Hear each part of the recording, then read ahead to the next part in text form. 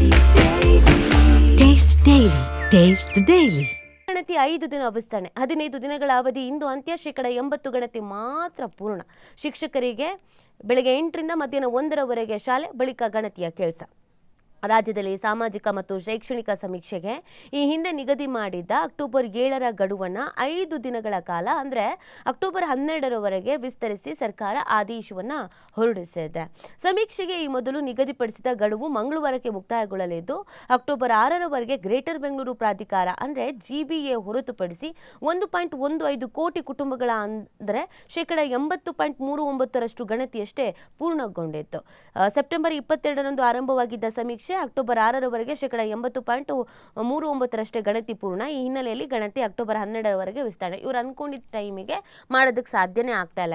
ಅದಕ್ಕೆ ಕಾರಣನೂ ನಾವು ನಿನ್ನೆಯಿಂದನೂ ಹೇಳ್ತಾ ಇದ್ವಿ. ಒಂದಷ್ಟು ರೀತಿಯಾದ ಟೆಕ್ನಿಕಲ್ ಪ್ರಾಬ್ಲಮ್ ಇದೆ. ಸರ್ವರ್ ಡೌನು ಅಂತ ಹೇಳ್ತಾ ಇದ್ದಾರೆ, ಆ್ಯಪ್ ಡೌನ್ಲೋಡ್ ಆಗಲ್ಲ ಅಂತ ಹೇಳ್ತಾ ಇದ್ದಾರೆ, ವಿಷಯಗಳನ್ನು ಅಪ್ಲೋಡ್ ಮಾಡೋದಕ್ಕಾಗಲ್ಲ ಅಂತ ಹೇಳ್ತಾ ಇದ್ದಾರೆ, ನೆಟ್ವರ್ಕ್ ಸ್ಲೋ ಇದೆ ಅಂತ ಹೇಳ್ತಾ ಇದ್ದಾರೆ. ಸೊ ಟೆಕ್ನಿಕಲ್ ಇಶ್ಯೂಸ್ ಇದಾದರೆ ಇನ್ನೊಂದು ಕಡೆಯಲ್ಲಿ ಬೆಂಗಳೂರಿನಲ್ಲಿ ಗಣತಿ ಮಾಡೋದು ಸ್ವಲ್ಪ ಕಷ್ಟನೇ. ಯಾಕೆ ಅಂತಲೇ ಮನೇಲಿ ಯಾವಾಗ ಯಾರು ಇರ್ತಾರೆ ಯಾರು ಇರಲ್ಲ ಗೊತ್ತೇ ಆಗಲ್ಲ ಬೆಂಗಳೂರಲ್ಲಿ. ಇಲ್ಲಿ ಬೆಳಗ್ಗೆ ರಾತ್ರಿ ವ್ಯತ್ಯಾಸವೇ ಇಲ್ಲ.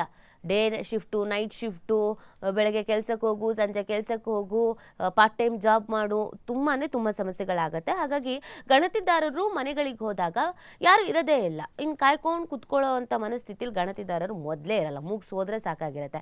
20 ಮನೆ ಟಾರ್ಗೆಟ್ ಕೊಟ್ಟಿರ್ತಾರೆ, 20 ಮನೆ ನೋಡ್ತಾರೆ, ಬೀಗ ಹಾಕಿದೆ, ನಾವು ಹೋದಾಗಿರಲಿಲ್ಲ, ಮುಗೀತು ಅಲ್ಲಿಗೆ, ಇನ್ನು ನೆಕ್ಸ್ಟ್ ಡೇ. ಸೊ ಆ ರೀತಿಯಾಗಿ ಅಂದ್ಕೊಂಡಿರೋ ಟೈಮಿಗೆ ಯಾವುದನ್ನು ಮಾಡ್ಲಿಕ್ಕೆ ಸಾಧ್ಯ ಆಗ್ತಾ ಇಲ್ಲ. ಹಾಗಾಗಿ ಇದನ್ನು ವಿಸ್ತರಣೆ ಮಾಡಿದ್ದಾರೆ. ಬಟ್ ವಿಸ್ತರಣೆ ಮಾಡಿದ್ರೂ ಆ ಸಮಯಕ್ಕಾದ್ರೂ ಪೂರ್ಣ ಮಾಡ್ತಾರೆ, ಅದು ಡೌಟೇನೇ ಇದೆ.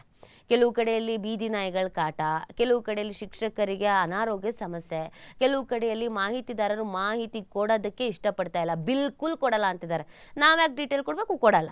ಅದ್ರ ಮಧ್ಯದಲ್ಲಿ ಕೆಲವರು ಒಂದಷ್ಟು ವಿಚಾರಗಳನ್ನು ಹೇಳ್ಬಿಟ್ರಲ್ಲ, ಗ್ಯಾರಂಟಿ ಯೋಜನೆ ಕಟ್ಟಾಗ್ಬಿಡುತ್ತೆ, ಕೊಡೋಕ್ಕೆ ಹೋಗಬೇಡಿ, ಕೇಂದ್ರದವ್ರು ಮಾಡ್ತಾರೆ ಅವಾಗ ಕೊಡಿ ಅಂತ. ಜನರಲ್ಲಿ ಗೊಂದಲ. BJP ಅವ್ರು ಹೇಳ್ದಂಗೆ ಕೇಳಬೇಕಾ, ಕಾಂಗ್ರೆಸ್ನವ್ರು ಹೇಳ್ದಂಗೆ ಕೇಳಬೇಕಾ?